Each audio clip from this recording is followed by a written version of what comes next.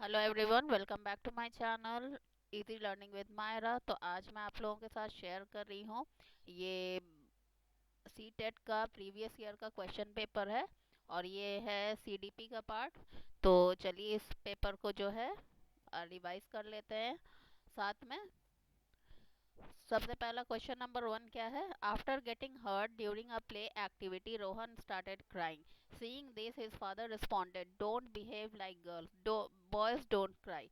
This statement by the father. अब इसके बाद ये स्टेटमेंट जो उसके पापा ने दिया रोहन के पापा ने, कि इस तरह से मत रो क्योंकि लड़के रोते नहीं हैं, ठीक है, लड़कियों की तरह बिहेव ना करो। तो ये क्या है, reflex gender stereotype, challenges gender stereotype, reduce gender bias और प्रमोट जेंडर इक्वालिटी।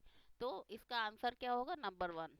ये जो है स्टीरियोटाइप है, जेंडर स्टीरियोटाइप जो है उसको और गलत बात जो है वो बताई जा रही है ना, कि लड़के जो है वो ज़्यादा स्ट्रांग होते हैं, लड़कियां कम स्ट्रांग होती हैं।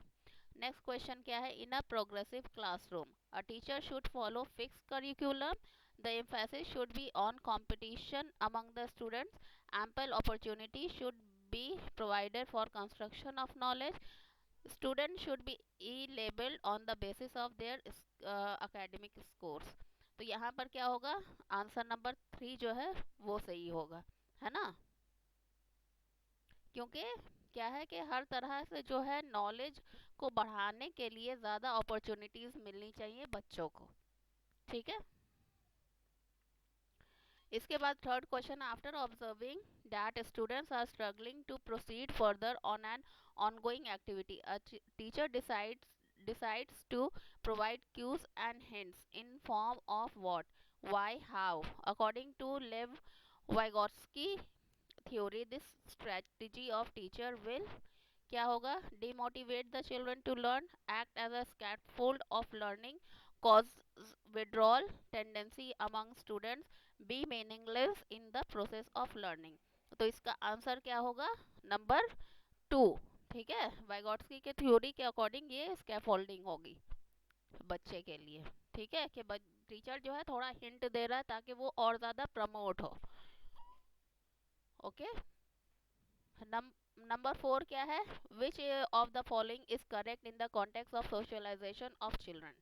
School is a secondary socialization agent and family is a primary socialization agent. School is a primary socialization agent and peers are secondary socialization agent। और इसके बाद दो और ऑप्शन है। Peers are primary socialization agent and family is the secondary socialization agent. Family and mass media both are secondary socialization agents। तो इसमें हमारा जो आंसर होगा वो क्या होगा, 1। क्योंकि फैमिली फैमिली जो है वो प्राइमरी है, ठीक है। वहीं से जो है बच्चा सोशल होना सीखता है, वहीं पर जो है चाचा चाची मामा मामी और बहुत सारे रिलेशन जो है वो सीखता है, समझता है। तो सोशलाइजेशन का जो पहला एजेंट है वो घर होता है, फैमिली होती है। ओके।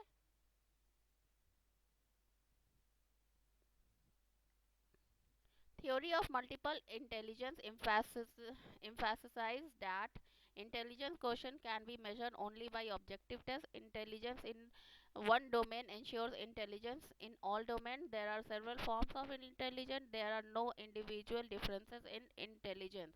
क्या है इसमें, इसमें आंसर क्या होगा कि इंटेलिजेंस के कई एक फॉर्म हैं, कई एक प्रकार हैं। तो ये हमारा आंसर ये होगा, ठीक है।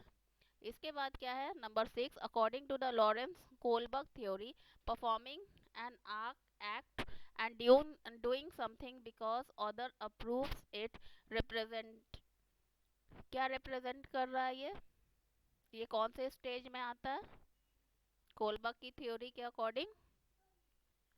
ये कन्वेंशनल होगा, ठीक है। कन्वेंशनल जो स्टेज होता है तो उसमें क्या है कि अगर बच्चे को आप जो है शाबाशी देंगे, अगर उसको समझ में आ रहा है कि ये काम मैं करता हूँ तो उसमें लोग हम मुझे अच्छा कहते हैं, तो वो ये काम फिर से करेंगे, ठीक। इसके बाद जो है लेव Vygotsky social cultural perspective of learning emphasizes importance of dash in the learning process. क्या है, कल्चरल टूल, ठीक है, कल्चरल टूल को जो है ज़्यादा इम्पोर्टेंस दिया गया है। Okay, in this theory of cognitive development, Jean प्यारे explains cognitive structure in terms of,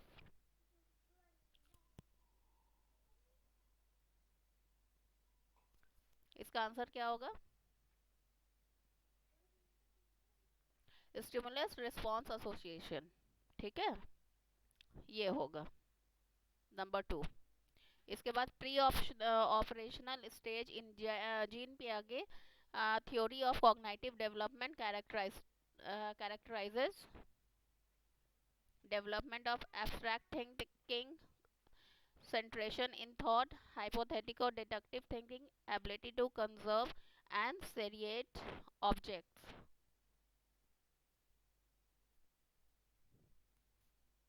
क्या होगा आंसर इसका? प्री ऑपरेशनल स्टेज में क्या होता है?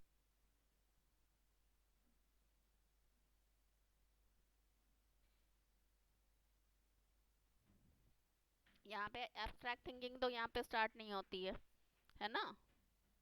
और उसके बाद क्या होगा?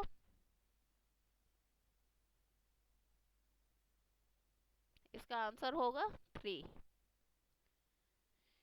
Which of the following statement is correct in context of development? Development के बारे में कौन सा जो बात है, कौन सी बात जो है वो सही है? तो इसमें जो आंसर होगा वो होगा डेवलपमेंट इज मल्टी डायमेंशनल। ठीक है, नेक्स्ट जो है consequence of development among children from birth to adolescence is, सबसे पहले आता है सेंसरी, उसके बाद कॉन्क्रीट होता है, उसके बाद एब्स्ट्रैक्ट आता है। ठीक है, तो नंबर 1 जो है सही आंसर है। Individual differences in progressive classroom should be treated as, अगर इंडिविजुअल डिफरेंस अलग अलग तरह के बच्चे हैं तो उसको क्या माना जाएगा? क्या ये कोई प्रॉब्लम होगा या फेलियर है? ये इम्पॉर्टेंट है for planning of teaching learning process. Individual differences जो है ये ज़रूरी है, तो हम लोग का आंसर जो है नंबर 4 होगा। In an inclusive classroom emphasis should be on providing opportunities aiming at maximising potential of individual children. ठीक है, नंबर 4 हमारा आंसर होगा। According to the right of person with disability act 2016, which of the following term is appropriate to use? कौन सा जो है term सबसे ज़्यादा सूटेबल है? ये होगा answer number 3, that is student with physical disability. In order to address the need of a student who are facing learning difficulty, a teacher should not, क्या करेगा? टीचर को क्या नहीं करना? इसमें आंसर होगा practice rigid structure for pedagogy and assessment. ठीक है, अगर किसी को प्रॉब्लम आ रहा है तो उसको जो है अलग अलग तरीके से जो है वो सॉल्व करने की कोशिश करेगी। उसको जो है एक जो प्रोसेस चला आ रहा है उसको जो है टीचर को फ्लेक्सिबल होना पड़ेगा, है ना? टीचिंग लर्निंग प्रोसेस में रिजिड स्ट्रक्चर नहीं चलेगा वहाँ पर। Dash is the primary identifying feature of creativity, divergent thinking होगा इसका सही आंसर।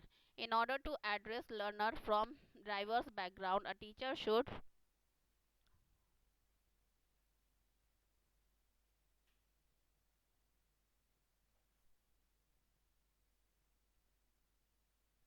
नंबर 2 आंसर होगा draw example from diverse setting. Problem solving abilities can be facilitated bye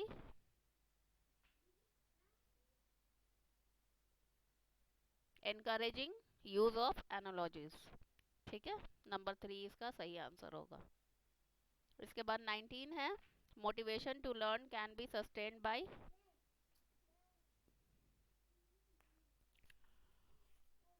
motivation किस तरह होगा?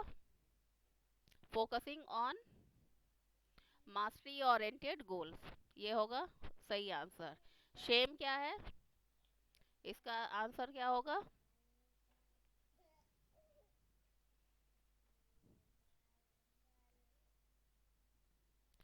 Shame can have negative impact on cognition. Which of the following is most effective mode of teaching learning? कौन सा जो है बहुत ही ज़्यादा effective mode है?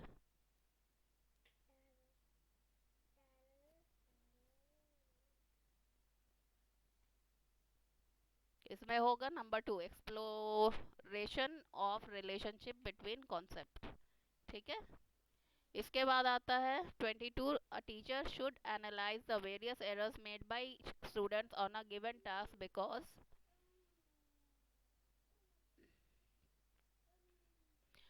इसका आंसर होगा number 2, understanding of error are meaningful in the teaching learning process. ठीक है। इसके बाद आता है 23, it is difficult for children to learn when information is presented in disconnected chunks. अलग अलग तरह से जो है टुकड़ों में जो है जानकारी दी जाएगी तो बच्चों को समझने में प्रॉब्लम होगी। Best state of learning is moderate arousal and no fear. ये नंबर 3 इसका सही आंसर होगा। Constructivist view of learning suggest that children dash construction of their own language, play an active role in construction of their own language. Number 3 इसका सही answer होगा। Which of the following belief is good for learning? Ability is improvable. ठीक है। किसी की ability को और improve किया जा सकता है, ये इसका सही आंसर होगा। Conceptual understanding among the student is likely to improve in the setting which emphasis on. इसका आंसर क्या होगा? Inquiry and dialogue. ठीक है। बात करके जो है समझ में आएगा कि उनको सही समझ में आया है या नहीं आया है। इसके बाद है during a task Saina is talking to her self about where she can proceed on the task. According to Vygotsky, ideas on language and thought, this kind of private speech is a sign of self regulation. खुद को regulate करते हैं बच्चे। इसके बाद है evaluation practices should aim at identifying students need and requirement. ठीक है। इवेल्युएशन इसलिए होना चाहिए कि बच्चे का वीक पॉइंट कहाँ है, उनको और क्या इम्प्रूवमेंट की ज़रूरत है, किस तरह से उनको पढ़ाना, किस तरह से समझाना, इसलिए इवेल्युएशन किया जाता है। ठीक है। लास्ट क्वेश्चन जो है सीडीपी का वो है individual differences in development of children can be attributed to. Individual differences क्यों आता है डेवलपमेंट में? ये हेरिडिटी और एनवायरनमेंट दोनों के वजह से आता है। तो ये हमारा 4 नंबर जो है वो सही आंसर होगा। आई होप कि आप लोगों के लिए ये वीडियो यूज़फुल होगा। नेक्स्ट पार्ट का वीडियो मैं बहुत जल्द आप लोगों के साथ शेयर करूँगी, जो कि होगा मैथ्स वाला पार्ट। और अगर वीडियो अच्छा लगा हो तो please do like share and subscribe to easy learning with Myra. Thank you so much.